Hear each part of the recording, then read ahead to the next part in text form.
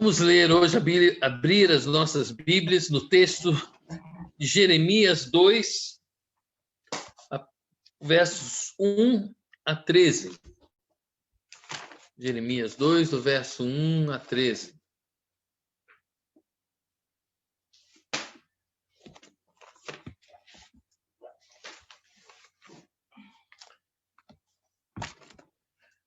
Eu vou ler na versão revista e corrigida, a versão mais tradicional. Quem tiver pode me acompanhar, senão vamos ouvir a palavra de Deus. Diz o seguinte: A mim me veio a palavra do Senhor dizendo: Vai e clama aos ouvidos de Jerusalém. Assim diz o Senhor: Lembro-me de ti, da tua afeição quando eras jovem, e do teu amor quando noiva, e de como me seguias no deserto, numa terra em que se não semeia. Então Israel, que era consagrado ao Senhor, e era as primícias da sua colheita, todos os que devoravam se faziam culpados. O mal vinha sobre eles, diz o Senhor. Ouvi a palavra do Senhor, ó casa de Jacó, e todas as famílias da casa de Israel. Assim diz o Senhor: Que injustiça acharam vossos pais em mim, para de mim se afastarem, indo após a nulidade dos ídolos, e se tornando nulos eles mesmos, e sem perguntarem: onde está o Senhor que nos fez subir da terra do Egito, que nos fez subir da terra que nos guiou através do deserto e por uma terra de ermos, de covas, por uma terra de sequidão e sombra de morte, por uma terra em que ninguém transitava e na qual não morava homem algum?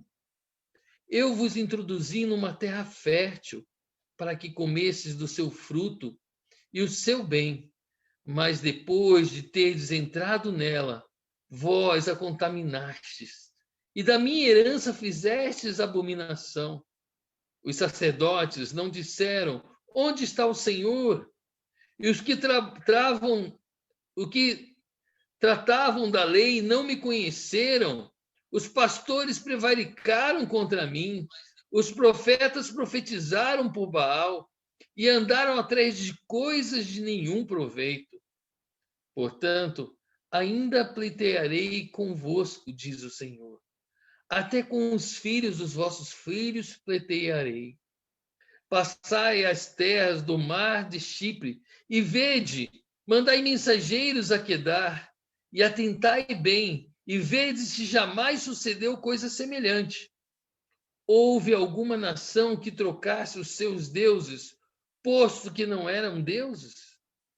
Todavia o meu povo trocou a sua glória por aquilo que é de nenhum proveito. Pai amado, venha falar os nossos corações, ó Pai. Que não seja eu, mas que o teu Espírito Santo possa nos exortar e nos ensinar as coisas que vêm do seu coração. Nós te agradecemos e pedimos, Senhor, em nome de Jesus. Amém. Amém, irmãos. Vimos aqui, irmãos, um texto do Velho Testamento, a qual o profeta Jeremias foi chamado para o ministério ainda muito jovem. Ele profetizou durante 40 anos, nos quais permaneceu absolutamente impopular. Ele era impopular. E o pior, solitário. Israel tinha sido levado para o cativeiro, para a Síria. E nesse contexto de sofrimento, o que esse texto pode nos ensinar nessa noite? Nós vemos um texto onde Deus reclama do seu povo. Deus sente saudades daquele tempo em que o seu povo andava com o seu coração próximo, andando junto com ele, temente ao Senhor, tinha o seu coração verdadeiramente voltado para ele. E ele sente saudades desse tempo. E Deus reclama, Deus chora, Deus sente falta. É esse o contexto ao qual nós estamos vendo esse texto de Jeremias. Mas o que esse texto nos ensina para os nossos dias hoje? Vemos tiramos aqui o primeiro ensino. Quando Jeremias ataca a religiosidade superficial e mística do povo de Judá. Jeremias atacou a religiosidade superficial e mística. Apesar de não terem abandonado o templo, nem o culto, havia abandonado a Deus. Eles haviam abandonado a Deus. E o que acontece aqui, irmãos, é que o ritual tomou conta da devoção. Era um povo ritualista, religioso. Continuava fazendo os seus sacrifícios, continuava indo ao templo, mas não tinha a devoção verdadeira. O ritual tomou conta da devoção. A Bíblia diz que o povo confiava mais no templo do que no Senhor do templo. Eles acreditavam que enquanto o templo estivesse erguido em Jerusalém, Deus estaria com eles, mesmo que eles vivessem na prática abominável dos pecados. Vamos ver Jeremias mesmo, 7, de 4 a 11. Jeremias 7, de 4 a 11. Diz o seguinte, o texto: Não confieis em palavras falsas, dizendo, templo do Senhor, templo do Senhor, templo do Senhor é este. Mas se deveras emendardes os vossos caminhos e as vossas obras, se deveras praticares a justiça, cada um com o seu próximo, se não oprimirdes os estrangeiros e os órfãos e as viúvas, nem derramares sangues inocentes nesse lugar, nem andares após os outros deuses para o vosso próprio mal, eu farei habitar neste lugar, na terra que dei aos vossos pais, desde os tempos antigos e para sempre. Eis que vós confiais em palavras falsas, que palavras nada vos aproveitam. Que é isso? Furtais e matais, cometeis adultério e jurais falsamente, queimais incenso ao Baal e andais após outros deuses que não conheceis? E depois vinde e vos pondes diante de mim, nesta casa, que se chama pelo meu nome, e dizeis, estamos salvos, sim, só para continuardes a praticar estas abominações? Será esta casa, que se chama pelo meu nome, um covil de salteadores aos vossos olhos? Eis que eu mesmo vi isso, diz o Senhor. Veja, esse mesmo povo logo em seguinte, no texto, nós vemos um povo que cultuava outros deuses, fazia as coisas erradas, viviam na imoralidade, mas eles, na hora de ir ao templo, no 7º dia, estavam todos lá no templo, prestando culto a Deus, como se nada de errado estivesse acontecendo. Nada de errado estivesse acontecendo. Era um povo que confiava mais no templo do que no Deus, no seu Senhor do templo. Irmãos, como a gente vê, como nós vemos a igreja de hoje? Como você vê a igreja de hoje? Tem muita gente como esse povo. Tem muita gente que vive a semana toda sem se lembrar de Deus. Tem muita gente que vive na prática da imoralidade. Tem muitos cristãos, povo de Deus, que vivem em adultério, que vivem na fornicação. Tem muita gente, irmãos, dentro das nossas igrejas, que compram sabendo que não vão poder pagar. São caloteiros assumidos, defraudadores do próximo. Não é não estou falando daquele que comprou e ele queria pagar o seu coração, mas aconteceu uma calamidade, ele ficou desempregado, alguma coisa aconteceu e ele ficou sem condições de pagar. Não estou me referindo a esses. Por esses a Bíblia ensina que nós devemos perdoar. Mas eu estou falando daquelas pessoas que compram já sabendo que não vão pagar, já sabendo que não podem pagar, e vão lá, dão calote intencional, estão devendo para todo mundo, cheio de cheque sem fundo, estão dando um nome sujo e continuam comprando bens que não precisam. E chega aos domingos, está lá na igreja. E alguns irmãos falando até em línguas. Alguns falando até em línguas estranhas. Eu pergunto, tem alguma diferença entre esse povo de Israel e esse povo de Deus de hoje? Tem alguma diferença? Tem cristãos que vivem na maledicência, falando mal do próximo. Pessoas egocêntricas que só pensam em si mesmo durante a semana, que são capazes de pisar num funcionário, num colega de trabalho, para que ele possa aparecer, que são capazes de mentir para que possam conseguir uma promoção. Como eu falei domingo, não lembro agora se foi domingo passado ou se foi na escola, mas eu tive um funcionário que falsificou atestado médico. Pastor, se diz pastor, fala em línguas, e falsificou atestado médico porque queria ficar em casa. E depois de falsificar, não bastava, ele comprou na internet mais atestados médicos. E domingo está na igreja louvando ao Senhor, falando em línguas. Irmãos, que igreja é a igreja de hoje? Que igreja é a igreja de hoje? Cristãos que não estão nem aí para a sua conduta moral, mas são egoístas e só se preocupam com aquilo que é seu. Tem cristãos, irmãos, que dizem assim, se mexer comigo e com a minha família, ai de você. Você já viu cristão falando isso? Se você mexer com a minha família ou comigo, ai de você.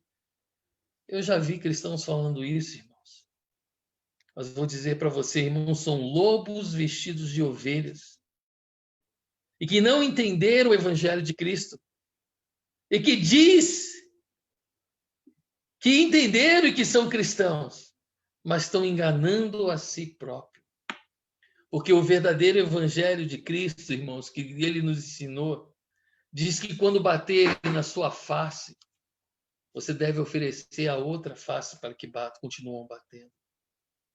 Esse evangelho que diz que nós devemos pagar o mal com o bem e não o mal com o mal. Então, como um crente pode dizer, se você mexer comigo, se cuida. Isso não é evangelho de Cristo, irmãos. Isso é religiosidade. A falsa religiosidade. Quando o evangelho de Cristo nos ensina a pagar o mal com o bem e a dar outra face, ele também nos ensina que a vingança a Deus pertence. Minha é a vingança, diz o Senhor. E se nós somos dele, a vingança das nossas famílias, das nossas vidas, pertence ao Senhor. Porque ele quer que nós sejamos ovelhas, como ele foi ovelha. Como ele foi com a boca muda, diz o texto em Isaías, ele não abriu a boca para se defender. Irmãos, não vamos nos enganar. Não vamos brincar de evangelho, sendo que sabemos qual é o verdadeiro evangelho. Você já ouviu essas palavras muitas vezes na Bíblia. E talvez não tenha fixado no seu coração. Talvez você não tenha praticado essas palavras. Porque você não quer praticá-las. Irmão, Jeremias atacou os habitantes de Jerusalém por causa da fé supersticiosa que tinham no templo e que por crerem que a conduta moral não era importante. Aquelas pessoas tinham a vida religiosa delas, mas elas achavam que a conduta moral não era importante.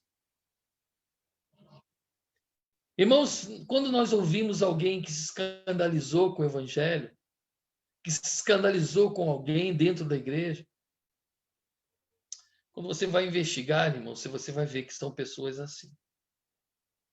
Cristãos egocêntricos. Cristãos que não estão nem aí preocupados com a conduta moral. Compram sabendo que não podem pagar. Adulteram sabendo que isso desagrada a Deus. Mentem sabendo que o pai da mentira é Satanás.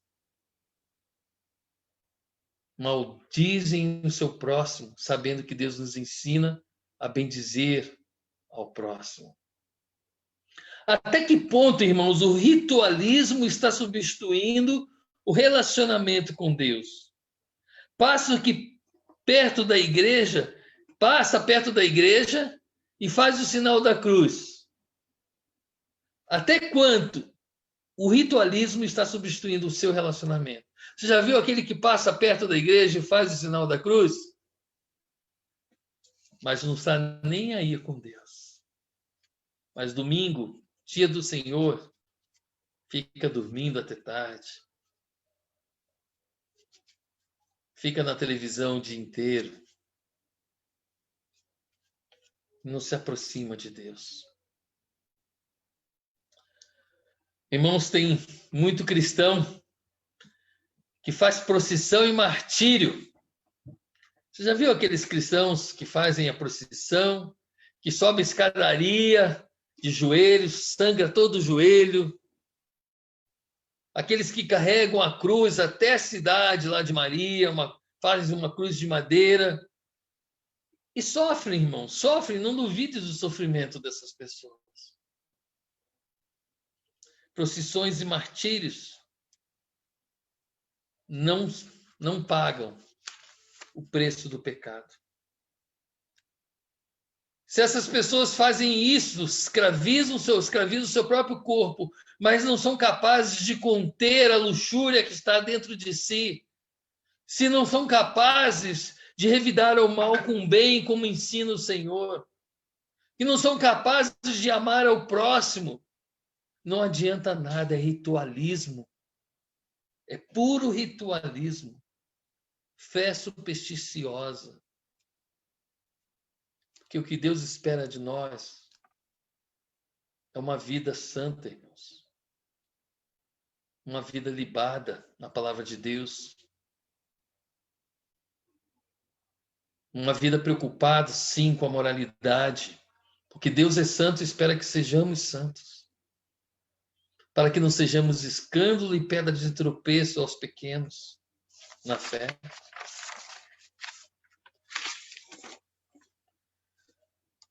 Você confia no alho e no galho de arruda? Ou no copo de água em cima da TV quando o pastor vai fazer oração? Mas como está a sua vida moral e a sua intimidade com Deus? Como está a sua vida moral e a sua intimidade com Deus? Irmãos, eu estou vendo um seriado.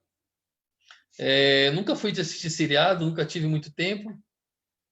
Mas esses dias eu comecei a assistir uns seriados e vou te dizer, é ruim. Você perde 45 minutos do seu dia, pelo menos. Porque o treco é bom, tem filme que é bom. Só que você perde um tempo que é precioso.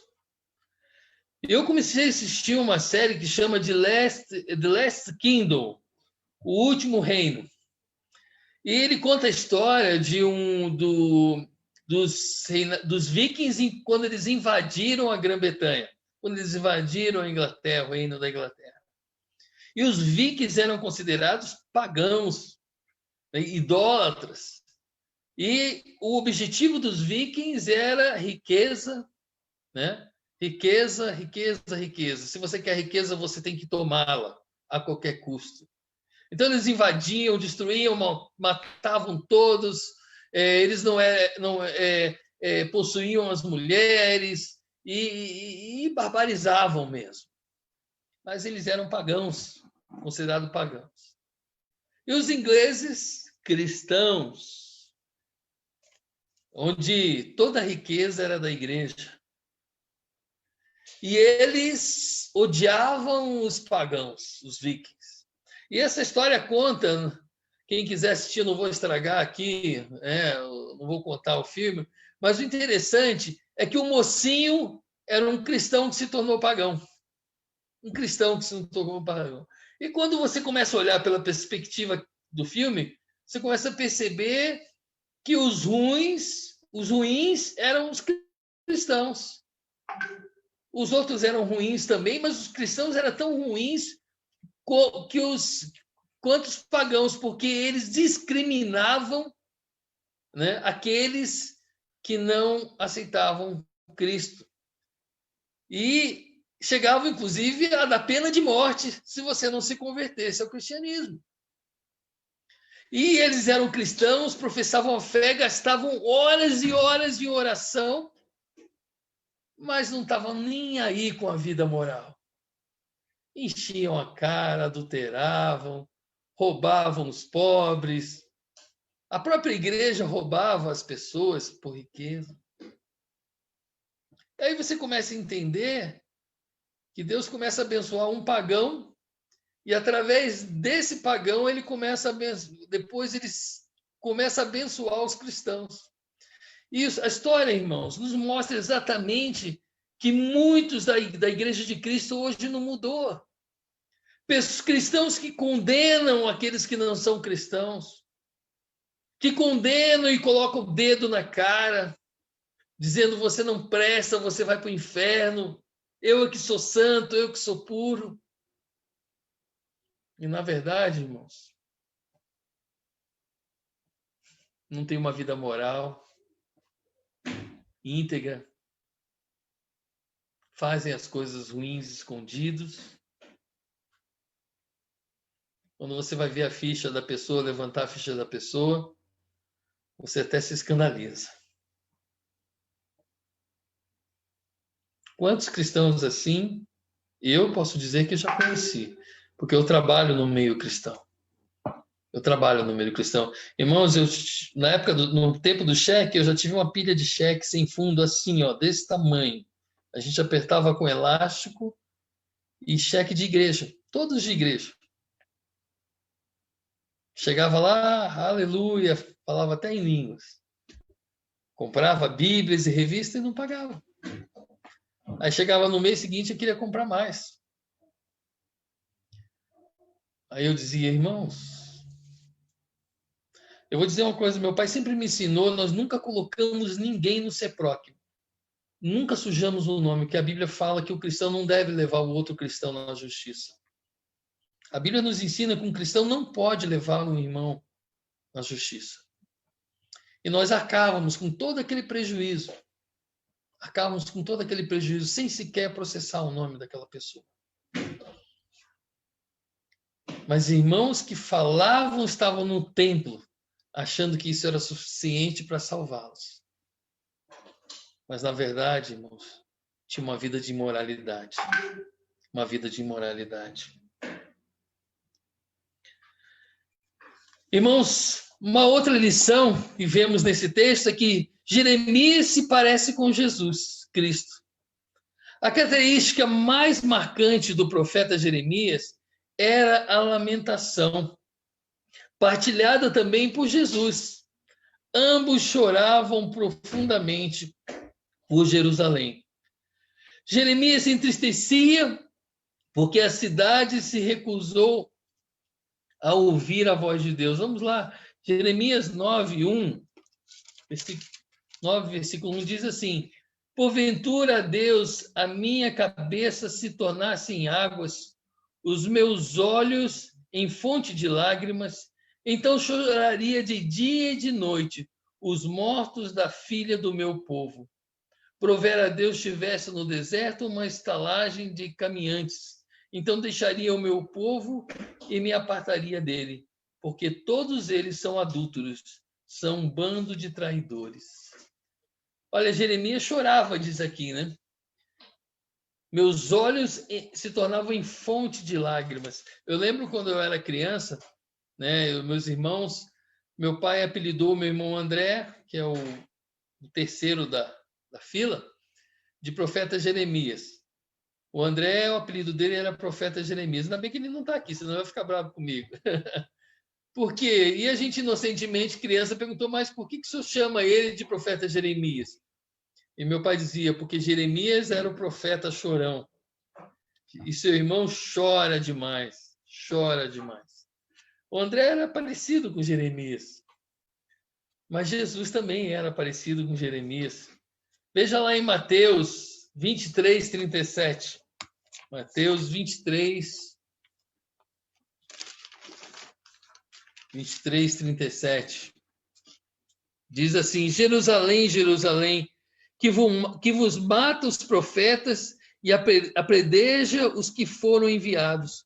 Quantas vezes eu quis reunir os teus filhos, como a galinha junta os seus pintinhos debaixo das asas, e vós não o quisestes?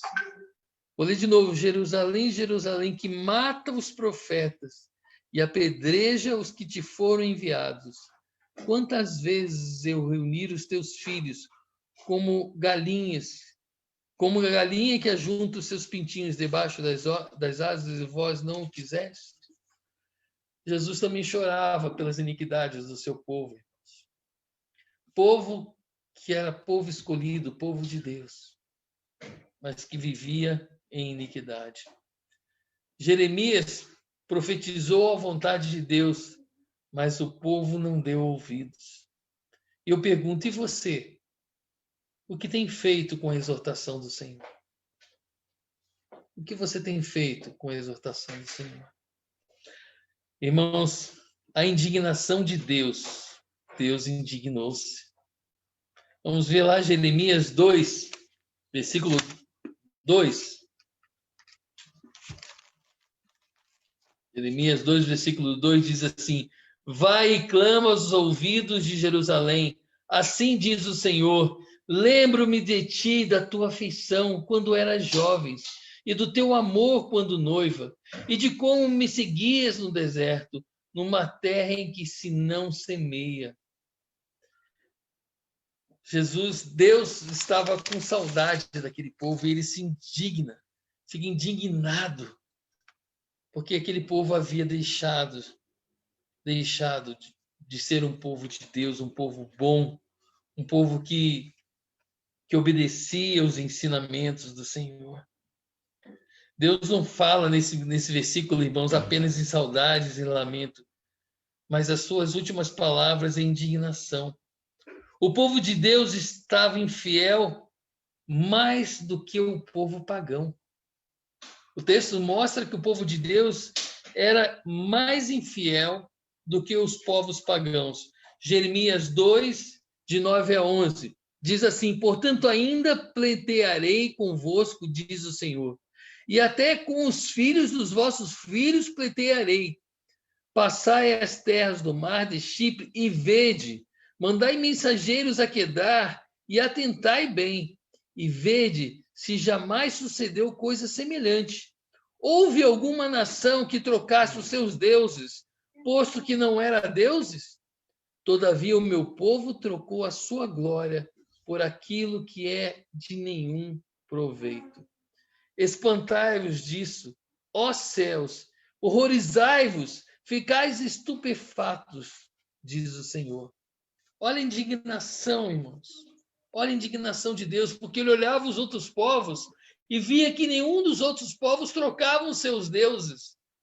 Mesmo não sendo deuses verdadeiros, eles não trocavam seus deuses pelos outros deuses. Mas o povo de Deus, o povo escolhido, tinha trocado o seu Deus verdadeiro por idolatria. Aquele povo, irmãos, era mais infiel do que os povos pagãos. mais infiel. Será que Deus continua indignado com o seu povo? Será que Deus continua indignado com a sua igreja? Será que Deus continua indignado com você? Qual tem sido a sua vida? Como tem sido a sua vida? Como tem sido a sua vida de intimidade com Deus? Como tem sido a sua vida de moralidade diante do seu próximo? O versos 2, 9 a 13, o povo deixou o Senhor, diz, o Senhor da fonte de águas vivas, e trocou por uma cisterna trincada. Veja o capítulo 2, versos 9 a 13. Diz assim: portanto, ainda pleitearei convosco, diz o Senhor, até com os filhos dos vossos filhos pleitearei. Passai a terra do mar, de Chipre, vede, mandai mensageiros a Quedar e atentai bem, e vede se jamais sucedeu coisa semelhante. Houve alguma nação que trocasse os seus deuses, posto que não era deuses? Todavia o meu povo trocou agora pelaquilo que era de nenhum proveito. Espantai-vos disso, ó céus, e horrorizai-vos, ficai estupefatos, diz o Senhor, pois do males cometeu o meu povo. A mim me deixaram o manancial de águas vivas, e cavaram cisternas rotas, cisternas rachadas, que não retêm água, O povo deixou o Senhor, a fonte de água vida, por cisternas trincadas, rachadas. Irmãos, isso significa que muitas vezes trocamos o Deus, que é a fonte de vida, pelas bênçãos de Deus. Trocamos o Deus, que é fonte de águas vivas, pelas bênçãos de Deus, pelas dádivas de Deus. O grande erro é substituir Deus por suas dádivas.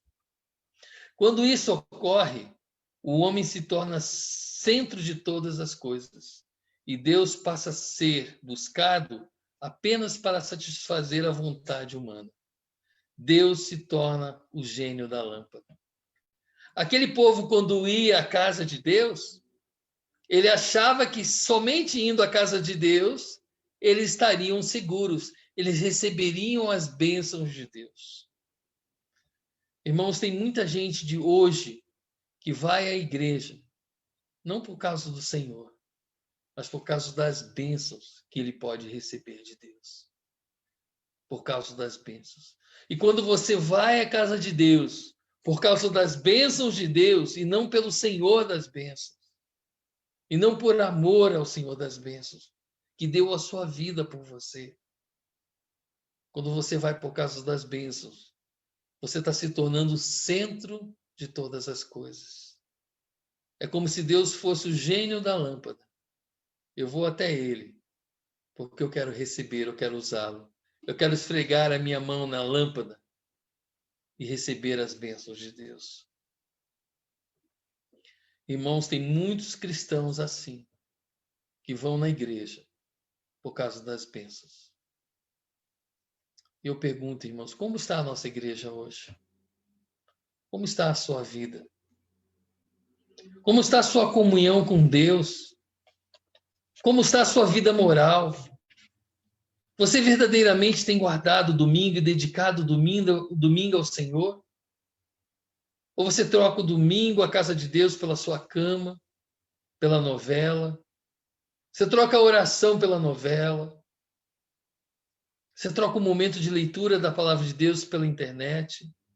Quanto tempo você gasta na internet, na frente do celular, e quanto tempo você gasta em oração, em leitura da palavra de Deus?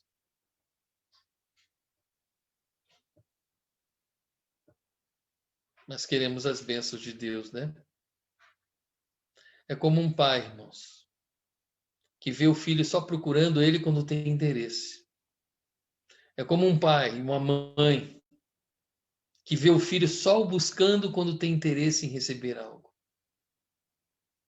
Diferentemente daquele filho que procura o pai e a mãe para deitar no seu colo, para fazer um carinho, para ficar juntinho, como diz o Kevin, eu quero ficar juntinho de vocês. Diferente daquele filho que só busca por interesse. Como se sente o coração desse pai e dessa mãe?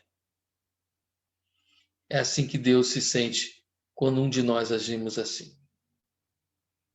Eu queria encerrar, irmãos, dizendo: reflita sobre a sua vida. Você tem levado uma vida de moralidade que agrada a Deus? Como você tem vivido? Uma vida de religiosidade mística, achando que está cumprindo com as suas obrigações?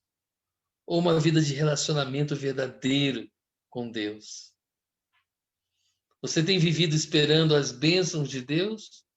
Ou buscando Deus, o Senhor das bênçãos, o Criador de todas as coisas, o Pai amoroso, a Mãe amorosa? Como você tem vivido? Que você possa refletir, irmãos, e buscar a Deus verdadeiramente, de todo o seu coração, de todo entendimento, de toda a sua alma. A Bíblia diz que se buscarmos ao Senhor assim, encontraremos a salvação em Cristo Jesus. E teremos a paz que só Ele nos dá. E que não dependeremos de ser felizes apenas nesse mundo, mas Ele nos garante uma felicidade que vale muito mais do que qualquer coisa, qualquer bênção que esse mundo possa oferecer. A vida eterna, onde não haverá mais dor nem sofrimento, onde a Bíblia nos promete um novo lar, onde o leão vai brincar com a ovelha, a serpente vai brincar com o cordeiro, diz o texto da Bíblia, e viveremos como era o paraíso, um novo céu, uma nova terra, um novo lugar, lindo e maravilhoso na presença de Deus. Que Deus nos abençoe, que você possa refletir no seu coração.